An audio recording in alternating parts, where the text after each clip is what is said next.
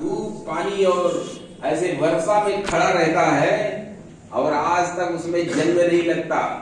देखने जाते हैं लोग उसको, है ना जानकारी।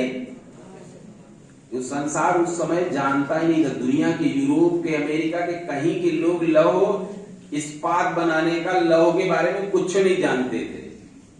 यूरोप का इतिहास कभी पढ़े, कुछ नहीं जानते थे। और भारतवर्ष में इस स्तर का इस्पात 1100 वर्षों बाद आज भी जंग नहीं लगा उसमें। ऐसे हमारे यहां देती ना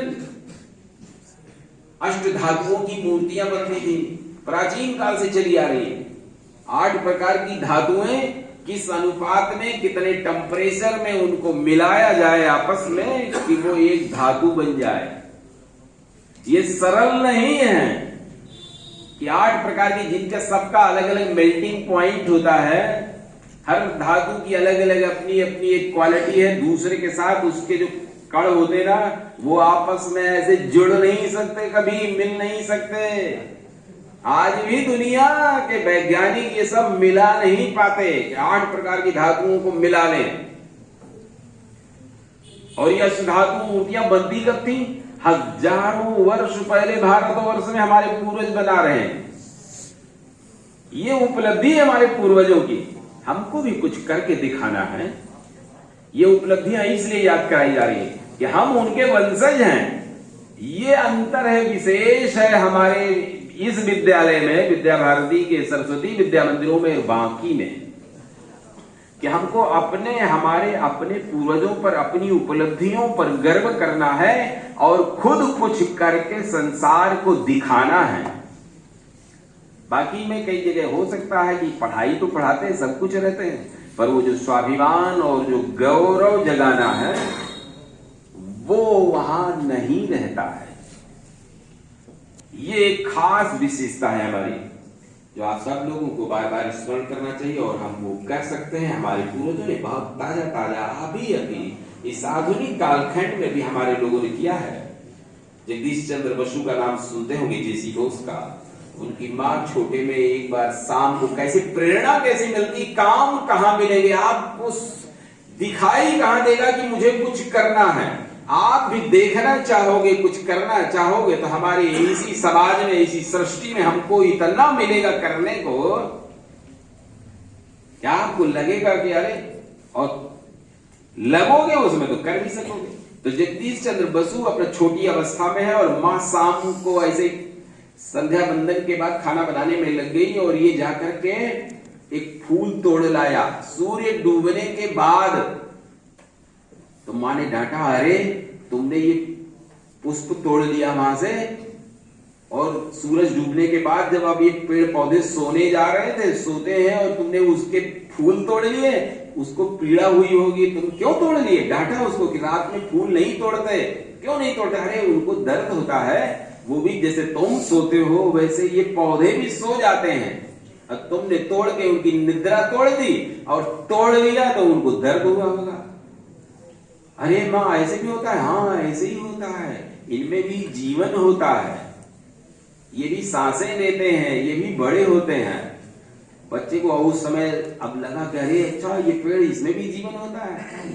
अब उसके मन में आ गया ये कैसे जीवन होता है। अपने स्कूल में जाके गुरुजी से पूछ रहा है कि मेरी माँ कहती है पेड़ पौधों में भी जीवन होता है, कैसे होता है, कहाँ है गुरुजी? अब उस समय के गुरुजी अध्यापक नहीं समझा पा रहे, नहीं बता पा रहे, कैसे साबित करें। वो कह तो रहे कि हाँ जीवन होता है, पर कह रहे कहाँ, कैसे होता है। आप सब लोगों को पता है कि जगदीश चंद्र बसु ने अपनी पढ़ाई के साथ साथ धीरे धीरे मन में वो लगन बना के रखी और अपने जीवन में ही उन्होंने ये सिद्ध करके दिखाया कि पौधों में भी जीवन होता है।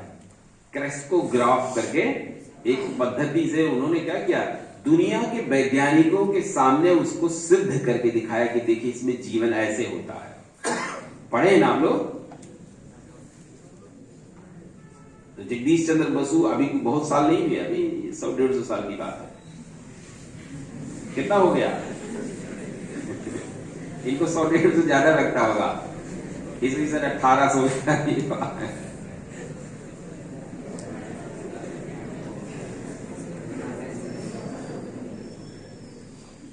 तो हम लोग भी सृष्टि में कुछ भी देख सकते हैं और उसको लेकर के मन में अपने संकल्प कर सकते हैं और उसके काम में लग सकते हैं और कुछ भी हम लोग भी अपने लिए और देश के लिए दे सकते हैं। अब ये खोजना है, ये आपके मन में है कि हृदय में है कि क्या लग जाए। और ये वैक्सीन जिन्होंने बनाई है ऐसे थोड़ा बनानी है, दुनिया के इतने विकसित देश लगे हुए हैं और अभी नहीं बना पा रहे हैं और भारत उनके बिल्कुल उस चरण में है और एक क्लास की बना रहा वैक्सीन। हम लोग भी बहुत कुछ कर सकते हैं, मन का संकल्प चाहिए, वो भाव भावना चाहिए।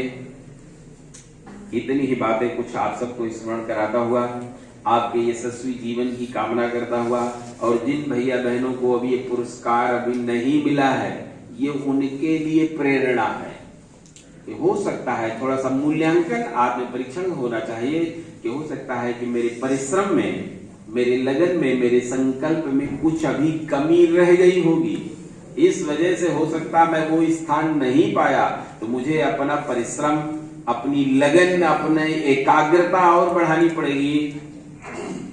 और दूसरा जो मैंने बार बार कहा कि अपने माता पिता और गुरु के प्रति श्रद्धा और उनका आशीर्वाद बहुत जरूरी है जीवन में सब कुछ पाने के लिए। पढ़ते बहुत लोग हैं, आपके आसपास भी पढ़ते बहुत मिलेंगे, पर उसमें से सफलता उन्हीं के हाथ लगती है, क्योंकि वो बहुत बड़ा आधार है सफलता का। हमारे संकल्प शक्ति के मजबूती का वो आधार बनता है। माता पिता, गुरु का आशीर्वाद और ईश्वर की कृपा, उसके लिए भी हमारे को अपने जीवन में भी थोड़ा सा समय निकाल करके उसका स्मरण करना चाहिए। आप जिसको करिए, राम को करिए, कृष्ण को करिए, हनुमान को, सब भगवान के ही है, रूप है। उनकी कृपा के लिए भी कुछ ना कुछ अपने जीवन में थोड़ा सा स्थान आप सबको देना पड़ेगा। निसंदेह फिर आप सब जो कुछ पाना चाहते हो जिस क्षेत्र में, वो सब आप पा सकोगे। इतनी प्रभु से कामना करता हुआ अपनी बात यही पूर्ण करूंगा।